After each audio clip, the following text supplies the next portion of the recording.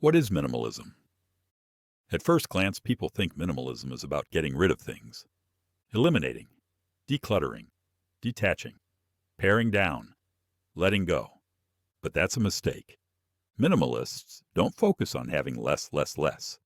They focus on making room for more time, more passion, more experiences, more growth, more contribution, more contentment, and more freedom. The irony is, the moment you tell people you're interested in minimalism, everything you do becomes a joke to them. Oh, you drive a car? That's not very minimalist. You own more than one pair of shoes. Hypocrite. You use a blow dryer? Phony. What they don't understand is minimalism is not about deprivation. It's about value. Minimalists simply remove the unnecessary so that what remains truly matters. They keep only what serves a purpose or brings joy. Everything else quietly goes away. There's no rulebook for minimalism. What adds value to one person's life might not add value to yours.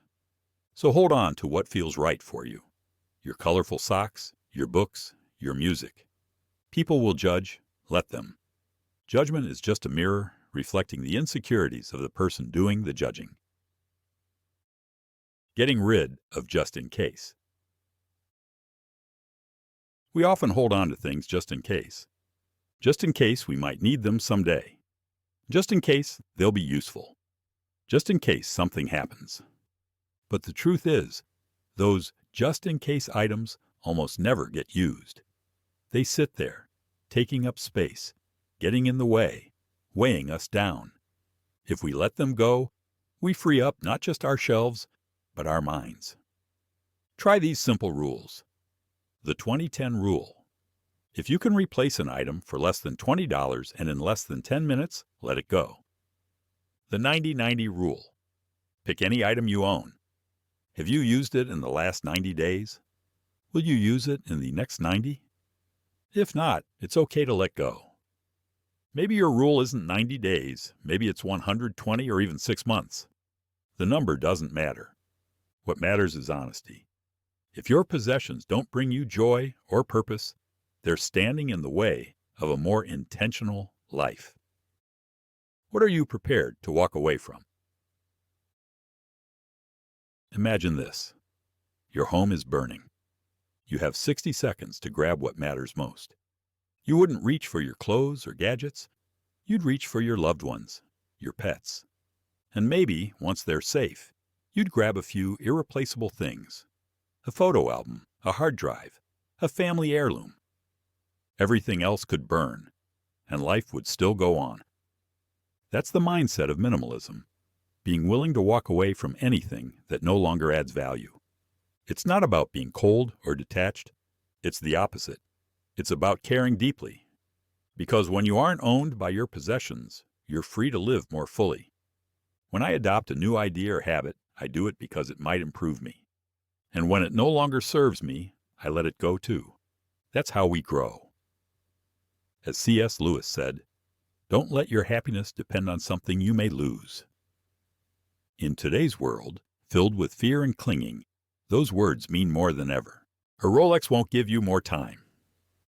A successful entrepreneur once bought a $10,000 Rolex and immediately felt regret. He didn't understand why, so he emailed a friend. His friend replied, "A watch can't give you more time." The question isn't about the price, it's about value. Does it truly add to your life, or does it drain from it? That's what minimalism asks. Is this thing worth my freedom? I own one pair of jeans that cost $100, and they're worth every cent, because I wear them every day. They bring me comfort and function. That's real value. Because true wealth isn't about how much you own. It's about the quality of your life. But if something doesn't add to that, if it's just a symbol of status or identity, maybe it's time to ask yourself, why do I still own it? Would getting rid of this watch make me happier? Freer? A minimalist approach to technology. A chainsaw can cut down a dangerous tree, or it can be used to harm someone. The tool isn't good or bad. Our choices are. The same goes for technology. We can use our phones to connect, create, and learn. Or we can use them to scroll endlessly, compare, and waste our lives away. It's up to us to decide. Technology isn't the enemy. Distraction is. And one of the best minimalist habits is simple. Don't upgrade. You don't need the newest phone if your old one still works. You don't need the latest laptop, car, or camera to be happy. Advertisers spend billions convincing us otherwise, that we're one purchase away from being complete. But we can choose to step back, to turn down the noise, to realize we already have enough. When things break, we have 3 choices. Go without. Sometimes we realize life without it is actually better. Repair it. Fix it before replacing it. Replace mindfully. When you must, do it with intention. Buy quality, buy local, or buy used. That's digital minimalism. Technology serving you, not the other way around. A minimalist's thoughts on money.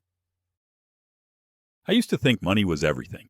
I worked harder, earned more, sacrificed more, and still felt empty.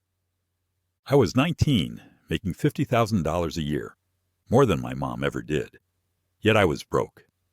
When I earned 50, I spent 65. When I earned 65, I spent 80. No matter how much I made, it was never enough. By my late 20s, I had the salary I dreamed of, but also debt, anxiety, and exhaustion. The more I sacrificed for money, the more it consumed me. Then I asked myself one question that changed everything. Is this worth my freedom? Is this coffee worth $2 of my freedom? Is this shirt worth $30? Is this car worth $20,000? Sometimes, yes. Most times, no. Minimalism helped me stop chasing more and start appreciating enough. Because true wealth isn't about earning more. It's about needing less. The fool's price. I own 1 pair of jeans, $100. 1 pair of boots, $300. Both full price. Not because I love spending money, but because I value quality. When I pay full price, I think carefully. Do I truly need this? Will it add real value to my life? When something's on sale, we're tricked into thinking we're saving. But saving 70% is still wasting 30% if we didn't need it. Sales make us act fast. They feed impulse. Act now. Limited time only, while supplies last. But real freedom is in walking away. When I pay full price, it means my choice was deliberate, thoughtful, intentional, not emotional, not impulsive. That's the opposite of the fool's price. Taking control of your financial life. Money tears families apart, ruins marriages, and keeps people stuck in jobs they hate. But it doesn't have to be that way.